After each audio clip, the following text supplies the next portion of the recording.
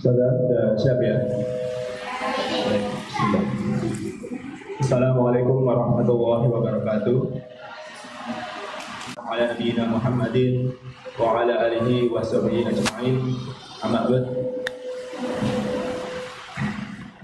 Alhamdulillah pada pagi hari ini saya bertemu kembali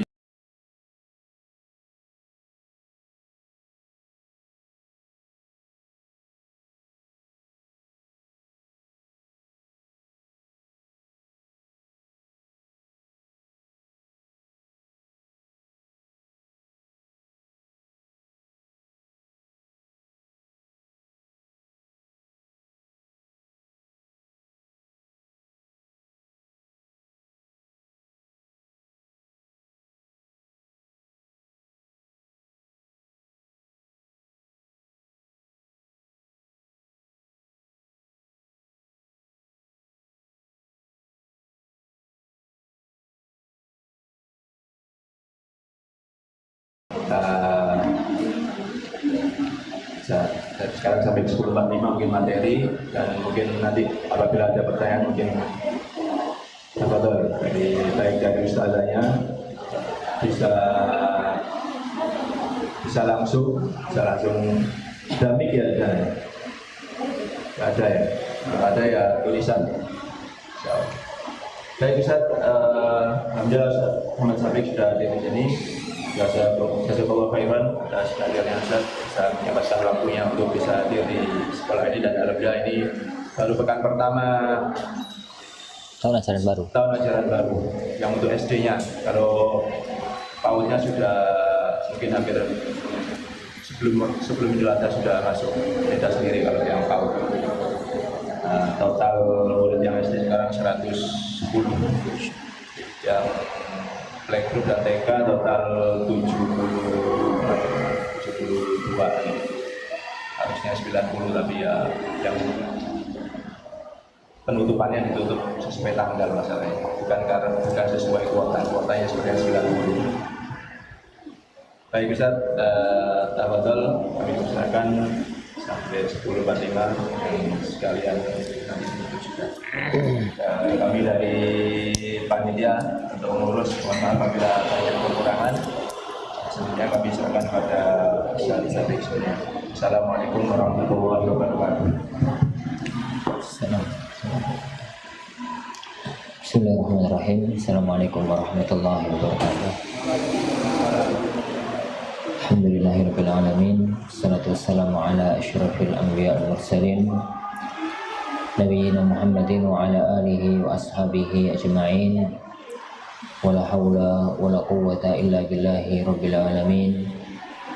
Allahumma salli wa sallim wa barik ala nabiyyina Muhammad wa ala alihi wa ashabihi ajma'in. Wala haula wala quwwata illa billahi rabbil alamin. Amma ba'd. Akhwani wa akhwati, para asatizah dan para ustazah yang dimuliakan oleh Allah Subhanahu wa taala, saya selalu merasa kalau bertemu di majelis-majelis yang semacam ini, itu adalah majelis-majelis orang-orang pilihan, orang-orang yang dimuliakan oleh Allah Subhanahu wa taala, yang hari-harinya itu berkiprah beramal di dunia tapi untuk akhirat. Jadi amalnya itu aktivitas dunia, mendapatkan bagian sedikit dari dunia untuk hidup, tapi intinya itu adalah mendapatkan akhirat. Dan itu manusia-manusia khusus, jadi manusia-manusia utama, karena mereka lah sebenarnya orang-orang yang aktivitasnya itu mirip-mirip dengan aktivitas para nabi dan para rasul. Para nabi dan para rasul itu aktivitas hariannya itu adalah dakwah di jalan Allah Subhanahu wa taala. Tapi karena nabi dan rasul itu juga manusia, sing butuh mangan, butuh ngombe, butuh rumah, butuh apa. Yani maka mereka diberi hak oleh Allah Subhanahu wa taala dari amal mereka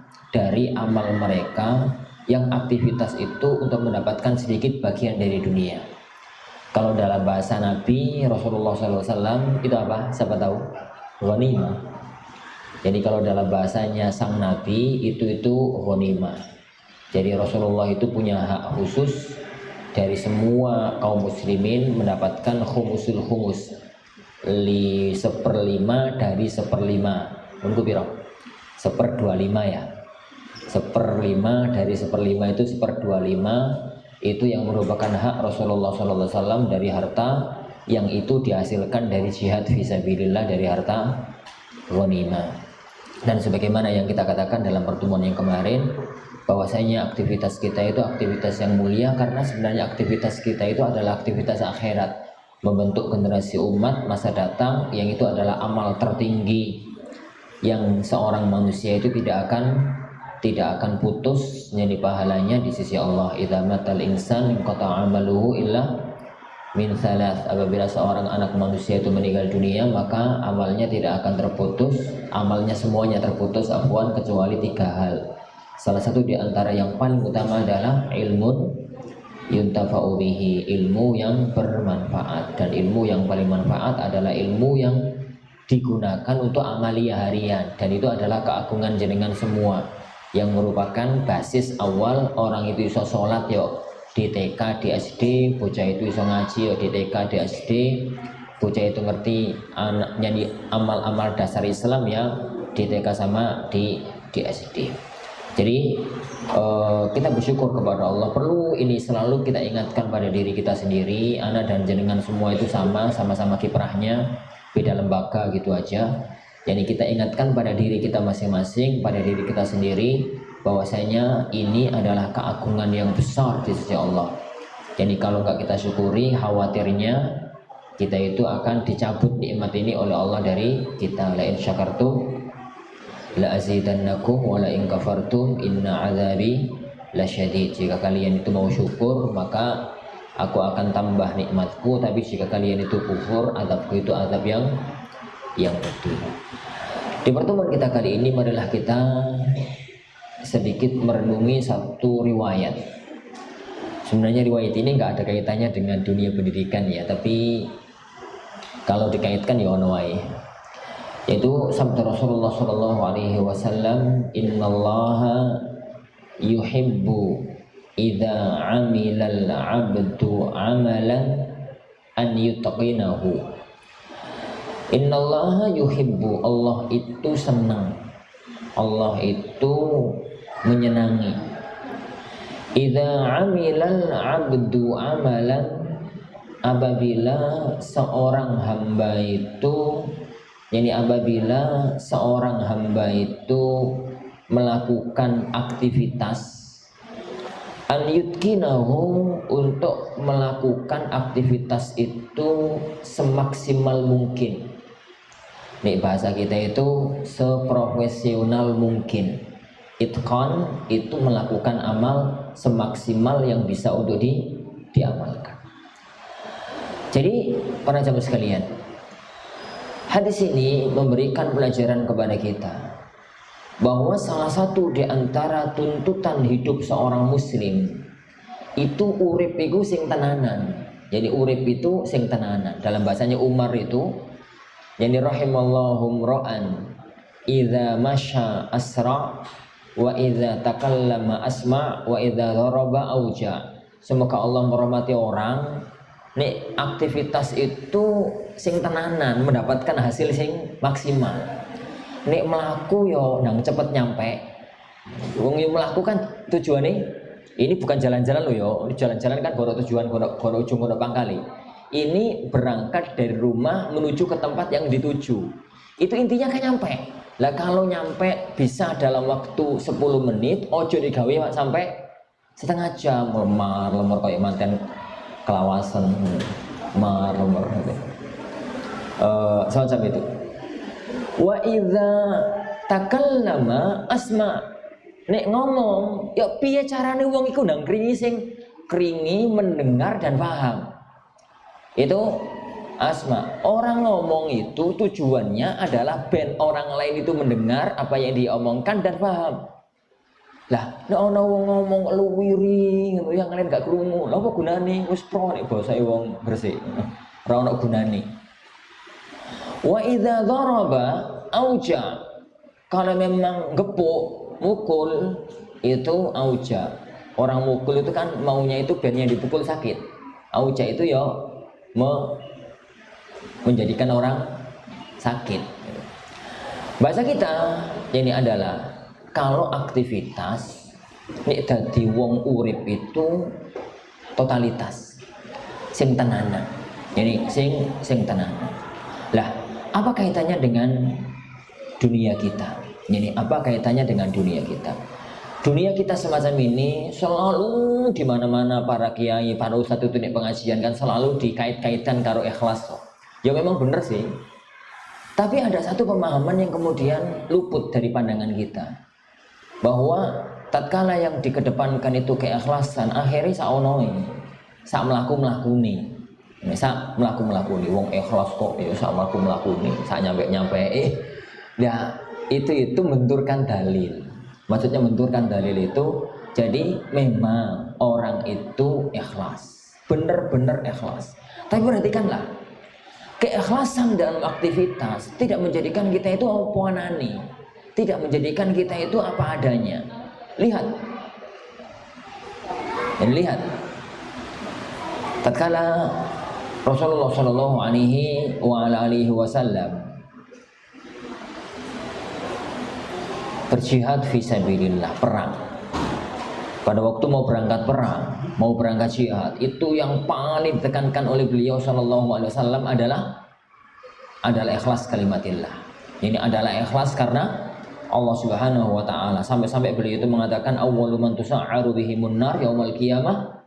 Salah seorang yang pertama kali diingatkan atau dimasukkan oleh Allah ke dalam neraka itu 3 kelompok. Salah satunya adalah orang yang berperang, mujahid, tapi kemudian gak ikhlas, maka dia masuk ke dalam neraka. Tapi yani kondisi mengikhlaskan amal kepada Allah Subhanahu wa taala tidak menjadikan Rasulullah SAW tatkala ngatur perang itu apa anane, tapi dipersiapkan dengan pertimbangan militer yang sangat ketat.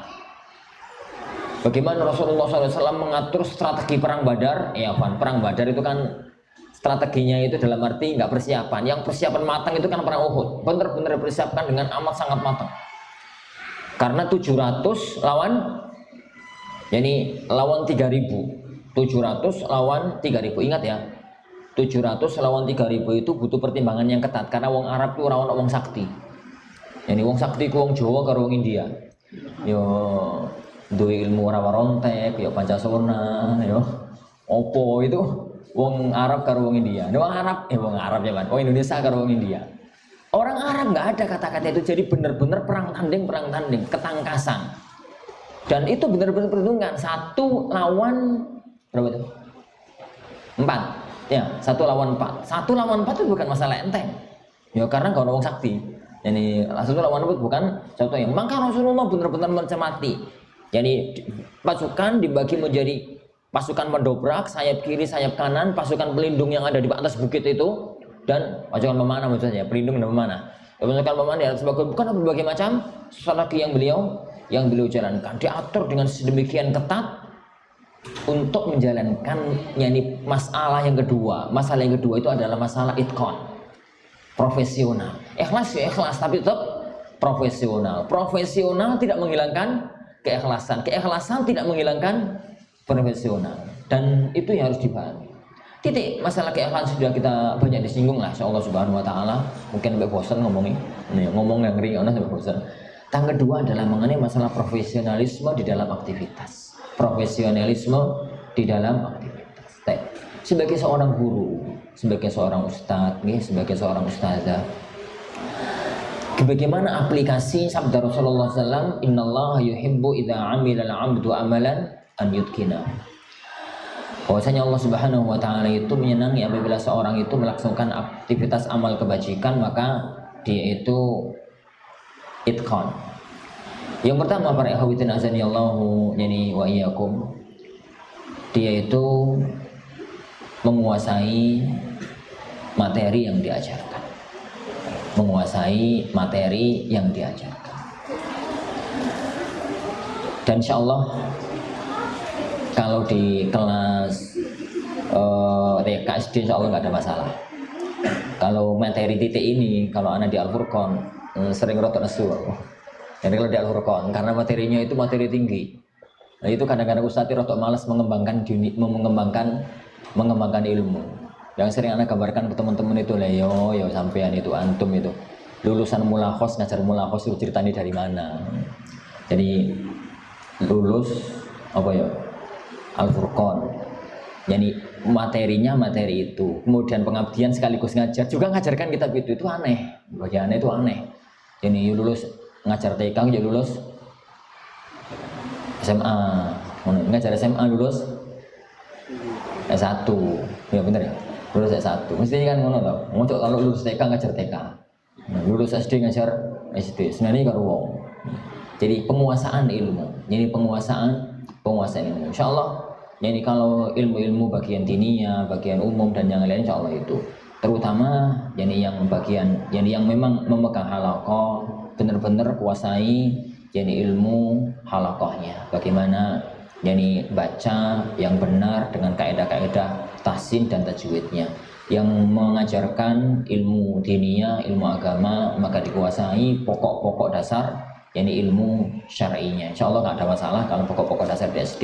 Begitu juga dengan yang ada di pelajaran-pelajaran umumnya, maka itu konsekuensi dari itqan, konsekuensi dari profesionalisme dalam beraktivitas. Yang kedua, termasuk dalam tindakan profesionalisme dalam aktivitas belajar mengajar itu adalah bagaimana yani agar seorang siswa itu benar-benar menyenangi dan memahami pelajaran yang ada. Yani menyenangi dan memahami pelajaran yang diajarkan. Jadi karena nanti itu apa ya, di tingkat level dasar. Jadi sangat ya titik yang sangat ditentukan, yang sangat ditekankan adalah bagaimana seorang siswa itu tumbuh dalam dirinya hubbul ilm, cinta terhadap ilmu, cinta terhadap ilmu. Lulus ini itu kepingin dalam dirinya jadi untuk melanjutkan ke lembaga-lembaga, sekolah-sekolah yang jauh, yang di atasnya, yang lanjutannya, untuk menggapai cita-cita agung sebagai orang yang menguasai atau memahami ilmu-ilmu yang dia ingin untuk mendapatkan ilmu tersebut. Karena nggak mungkin ilmu itu diajarkan total di sini. Jadi ada yang di level diajarkan di sini, kemudian ada yang akan diajarkan di level-level berikutnya. Maka sesuatu yang sangat penting adalah bagaimana agar anak itu kepingin untuk melanjutkan pelajaran yang diajarkan. Suatu hari Syekh Shalih Al-Utsaimin Hafizahullah Ta'ala itu pernah ditanya oleh orang, ya Syekh, anak itu diminta untuk daurah, ngajar daurah nahwu, waktunya cuma 3 hari, itu pun 1 hari cuma 1 jam pelajaran. Daurah nahwu, daurah nahwu 1 hari itu jam 9 sampai zuhur, 3 hari. Apa yang harus saya lakukan? Kita semua tahu lah yang ngerti ilmu nahwu, bahwasanya belajar nahwu sampai elek telung dino itu nggak mungkin. Wong kita belajar 2 tahun kadang-kadang nggak tembus kok. Iki mau 3 hari model cara apapun nggak mungkin. Apa kata beliau? Yang harus kamu lakukan adalah bagaimana agar peserta daurah itu setelah daurah itu kepingin untuk terus belajar nahwu. Jangan sampai setelah daurah malah mereka itu gak iso nahwu, gak PTN, melung dina belajar nahwu pusing apa meneh, mondok tambah ruwet meneh. Jangan ajarkan pusingnya ilmu nahwu. Pusing ilmu nahwu itu urusan santri. Ajarkan bahwasanya ilmu nahwu itu ilmu yang mudah, ilmu yang penting, tahapan mempelajarinya gampang, tapi nggak mungkin tuntas 3 hari. Setelah 3 hari mereka itu terdorong untuk belajar yang lebih lanjut. Maka begitu juga dengan tatkala kita di SD. Jadi menjadikan anak-anak kita itu muhibban lil ilm, cinta terhadap ilmu untuk lanjut ke itu. Satu hal yang kadang-kadang saya sesalkan itu adalah lulusan banyak lembaga lah. Sebagian lembaga, Nabi tidak zalim ngomong banyak, sebagian lembaga itu ada anak masuk Al-Furqan, tatkala ditanya, katanya dipaksa sama orang tuanya. Dipaksa sama orang tuanya, masuk Al-Furqan loh, itu dipaksa sama orang tuanya. Anda lihat orang tuanya ngaji. Kita lihat orang tuanya itu ngaji. Dari mana? Dari lembaga ini, lembaga Salafi. Loh kok iso? Nah, punya korek, dia itu trauma di apa itu? Di sekolahnya. Korek punya korek, jadi trauma bukan karena bulian konconi, karena ustadzai yang terlalu nuntut, yang terlalu yang menjadikan anak itu tertekan sehingga dia itu malah nggak kepingin untuk neruskan dunia ilmiah. Jadi anak itu yang penting itu salah satu di antara masalah utamanya adalah bagaimana seseorang itu lulus dari sini, kemudian dia mempunyai pengetahuan dasar yang cukup untuk level anak, sekedar untuk level anak, kemudian dia muhibban lil ilm, cinta kepada ilmu, jadi untuk yang selanjutnya. Jadi itu salah satu di antara itqan, karena kita itu masih di level dasar. Salah satu para jamaah para ikhwan dan para teman-teman yang dimuliakan oleh Allah Subhanahu wa taala, masalah itqan ini juga sangat erat kaitannya dengan masalah amanah. Jadi masalah melaksanakan amanah dari apa yang kita emban di sekolah yang agung ini.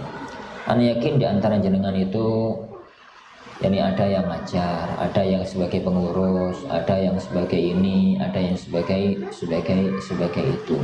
Dan salah satu di antara amanah itu melaksanakan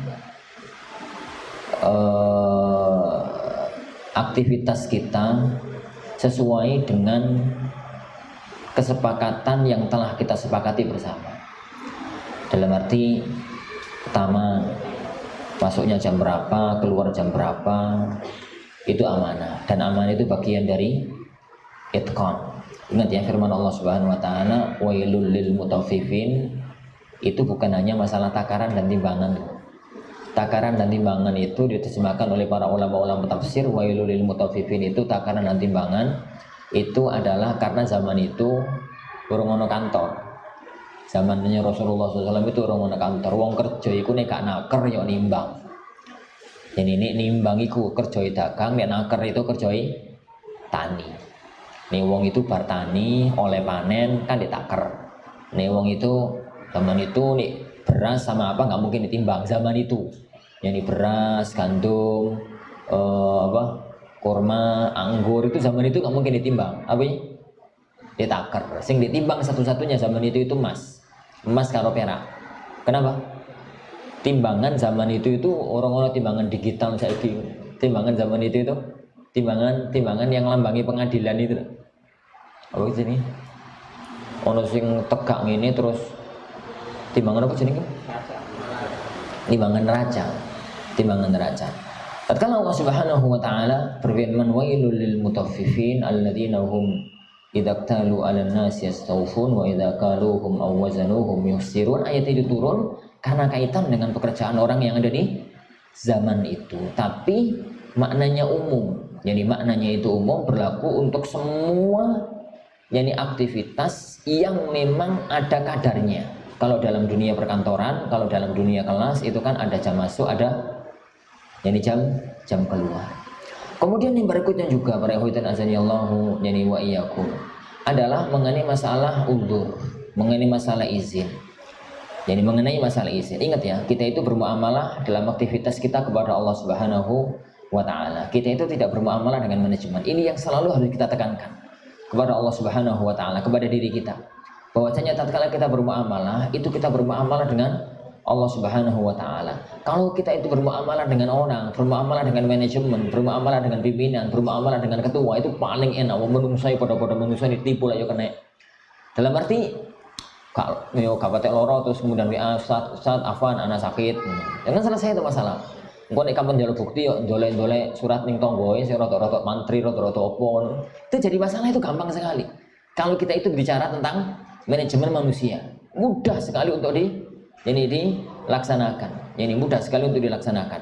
Tapi tatkala kita itu bermuamalahnya adalah dengan Allah Subhanahu wa taala, kita itu bermuamalahnya adalah dengan Allah Subhanahu wa taala, maka Allah itu la takhfa alaihi syai'. Tidak ada satupun yang samar bagi Allah Subhanahu wa taala. Maka laksanakan tugas sebagaimana yang ada.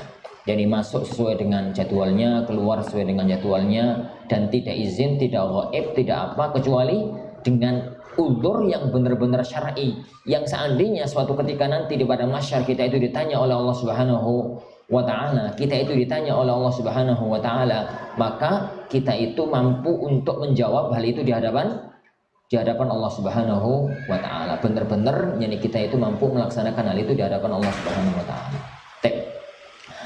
Yang ketiga, salah satu di antara masalah itqan juga yang terakhir dalam masalah ini, 5 menit lagi, adalah dunia pengajaran itu para ikhwani wa akhwati itu tidak hanya berkaitan dengan wong itu ngerti, tapi bagaimana orang itu mampu mengajarkan, orang itu mampu memahamkan. Dan ini harus ada orang itu yang memang ditakdirkan oleh Allah pinter ngomong sehingga pinter memahamkan. Tapi ada sebagian teman-teman itu yang pinter tapi nyampaikan ke orang itu bulat, Lah, dunia jenengan itu lebih pada titik yang kedua, bukan pada titik yang pertama. Bukan pada titik yang pertama. Titik yang pertama itu insya Allah nggak ada masalah lah, materi-materinya ringan kok yang di SD itu. Yang di SD, yang di TK itu materi-materinya ringan. Tapi yang penting tadi yang Anda katakan di pertama, bagaimana anak-anak itu cinta, kemudian bagaimana anak-anak itu paham. Dan itu butuh ya, kalau memang pengurus sekolah mendatangkan pelatihan bagaimana cara ngajar anak-anak, tapi aku itu. Yang kedua adalah membaca buku-buku yang berkaitan bagaimana cara untuk mengajarkan transfer ilmu kepada anak-anak, kemudian atau mungkin mempelajari lewat tutorial pendidikan yang ada di YouTube yang sekarang itu, dan berbagai macam yang lainnya, berbagai macam yang lainnya. Itu insya Allah Subhanahu wa taala sedikit singkat yang bisa Anda sampaikan. Intinya Anda ingin mengatakan, jadi yang dulu kita bahas dan dibahas oleh hampir semua asatidzah adalah keikhlasan kita di dalam proses mengajarkan ilmu. Ingat, aktivitas kita itu aktivitas akhirat, dan amal yang paling bagus di dunia itu adalah orang yang aktivitasnya aktivitas akhirat, tapi dia itu sedikit atau mendapatkan sesuatu dari dunia, karena itu adalah amalnya Rasulullah SAW. Beliau itu aktivitas akhirat, mendapatkan apa itu? Beliau itu juga berjihad tapi mendapatkan hak dari khumusul khumus. Syekh Al-Albani rahimahullah taala dulu pernah ditanya tentang royalti. Berarti royalti itu ya nulis buku kemudian dicetak, kemudian oleh percetakan didol, percetakannya oleh Badi. Lah mosok sing nulis kan dikai duit. Sing nulis dikai duit itu kan orang-orang nyebutnya itu royalti. Apa hukumnya royalti, Syekh? Maka beliau mengatakan itu adalah harta yang paling mulia, karena itu adalah jenis hartanya para nabi dan para rasul. Karena itu adalah jenis hartanya para nabi dan para rasul. Ini ikhlas. Ini kayak orang gunane. Lalu artinya sebagaimana para nabi dan para rasul itu jihad, ikhlas li'ila'i kalimatillah, terus engkau oleh ghanimah. Bahkan oleh bagian khusus namanya khumusul khumus. Namanya khumusul khumus. Itu aktivitas ikhlas, aktivitas akhirat, ikhlas lillahi ta'ala, terus oleh mendapatkan dunia. Itu adalah ajilu busyrul mu'min, kegembiraan seorang mukmin yang disegerakan. Begitu juga kata Syekh Al-Albani rahimahullah ta'ala, dengan seorang alim nulis buku ikhlas lillahi ta'ala untuk menyebarkan ilmu. Tapi zaman sekarang menyebarkan ilmu itu kan harus lewat ini. Syekh Al-Albani fatwa ini kan durung ono zaman PDF toh. Ini durung zaman PDF, durung zaman opo. Sampai pun sekarang zaman PDF, ini banyak orang itu yang enggak betah maca. Ini maca PDF. Lah buku 10 jilid kok maca lewat PDF yo merem mripate. Ini. Ya sing drep-drep ngono. Harus dicetak. Tatkala dicetak. Lah kalau sudah dicetak, percetakan itu dunia dagang. percetakan itu dunia bisnis. Mereka itu mesti mendapatkan untung, kemudian memberikan hak kepada penulisnya. Apa hukumnya itu? Kata Syalbani, itu adalah harta yang paling mulia, karena harta ini jenis hartanya para nabi. Jenis hartanya para nabi. Maka jadi apa yang anti dapatkan juga, yang kita lah yang di sini ya, yang kita dapatkan, yang antum dapatkan, yang anda dapatkan, jadi dari Al-Furqan atau yang lainnya, yang aktivitas kita. Jadi kalau kita ikhlas lillahi ta'ala, kemudian dengan keikhlasan kita kemudian beraktivitas, mendapatkan sesuatu dari dunia, maka itu adalah harta yang paling mulia. Kenapa? Karena itu harta, jenis hartanya para nabi dan para rasul, yaitu aktivitasnya aktivitas akhirat. Orang itu mengharapkan pahala akhirat, tapi kemudian dia jadi mendapatkan bagian dari dunia, dan itu ajilu busra al-mu'min. Itu poin yang pertama yang anda tekankan tadi. Yang kedua, tapi nih ngomong ikhlas itu ojo kemudian disambung no ikhlas kok saonoi. Ikhlas saonoi itu kono rumusnya. Ikhlas saonoi itu enggak bener. Ikhlas itu harus disandingkan dengan prinsip kedua dalam beraktivitas dalam agama kita, yaitu itqan, yaitu profesionalisme dalam aktivitas. Tergantung kita itu aktivitasnya itu apa. Gambarannya Umar bin Khattab tadi, yang namanya aktivitas itu profesionalisme. Apa yang dia lakukan itu menggapai tujuan itu semaksimal mungkin, sebagus mungkin. Bahasa beliau itu idza masya asra. Nek melaku ya cepet nyampe. Nek ngomong ya jadi didengarkan dan difahami. Jadi kalau saya memukul orang yang menjadikan orang itu merasa sakit, maka begitu juga dengan dunia kita. Tatkala kita itu taklim, ngajar, maka tuntutan profesionalisme di dalam aktivitas itu harus benar-benar dicermati. Yang pertama yang digambarkan tadi adalah kuasai materi. Yang kedua adalah bagaimana kita menjadikan anak-anak kita itu muhib lil ilm, cinta terhadap ilmu. Karena nggak mungkin anak-anak itu menguasai semua ilmu di tingkat SD, tapi ada yang disampaikan di SD dan ada yang memang anak-anak itu dipersiapkan agar semangat untuk mencari ilmu yang lebih di atasnya. Yang terakhir adalah bagaimana kita itu menjaga amanah di dalam tugas. Ini yaitu sesuai dengan jadwal yang ditetapkan masuk jam 7 ya jam 7, keluar jam 12 ya jam 12. Kemudian kalau memang ada prosedural izin, sakit dan macam-macam, itu dilakukan dengan prosedur yang ada. Karena mau tidak mau para ikhwah, mau tidak mau akad jenengan itu akad ujroh.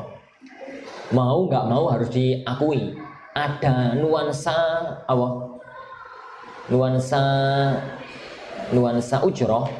Jadi nuansa ujrohnya itu ada. Dalam artian nek ngajar sakmene mendapatkan sekian, meskipun tidak dilihatkan, tapi tetap nuansanya ujroh itu ada. Dan nuansa ujroh itu maka harus melakukan apa yang dibebankan kepada dirinya dengan semaksimal mungkin. Wallah, insyaallah subhanahu wa ta'ala ini satu poin yang ana sampaikan. Kapan-kapan kalau ketemu kita bahas poin-poin yang lainnya biidznillah subhanahu wa ta'ala. Wallahu alam. Waktu seperempat jam kita gunakan untuk diskusi hal-hal yang berkaitan dengan masalah-masalah kependidikan di tempat kita berada ini. Wallahu alam. Monggo berkata.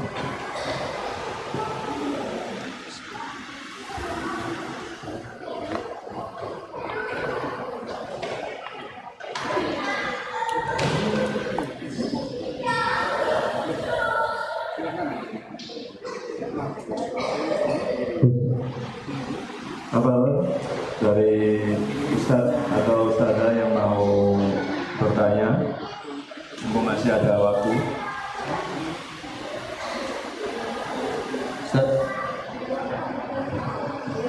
Ustaz ini Ustaz baru larang. Ustaz, ada yang perlu didiskusikan? Kalau nggak ada malah beneran cepet sebar.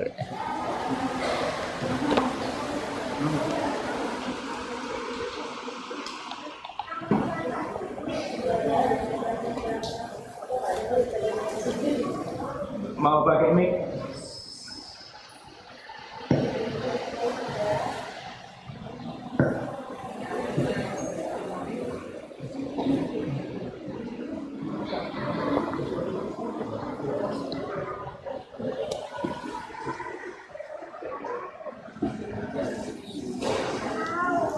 Kalau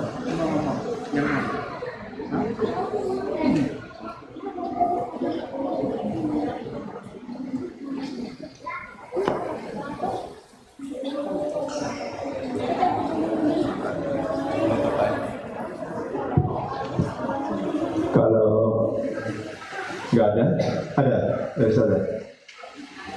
Oh cukup ya. Ya alhamdulillah kalau cukup, insya Allah saya paham. Ya, kami ucapkan jazakumullah khairan ada Ustaz Ahmad Syafiq yang bisa menyempatkan waktunya untuk bisa hadir di sekolah ini Ustaz, dan para asatidzah kami ucapkan jazakumullah khairan bisa hadir dan masih bisa gabung di tahun ajaran ini. Mudah-mudahan bisa langgeng insyaallah. Demikian acara pagi hari ini. Untuk apabila ada banyak kekurangan kami mohon maaf sebesar-besarnya. Kami ucapkan jazakumullah khairan atas semuanya. Billahi taufiq wal hidayah. Subhanallah bihamdika asyhadu an la ilaha illa anta astaghfiruka wa atubu ilaik. Wassalamualaikum warahmatullahi wabarakatuh.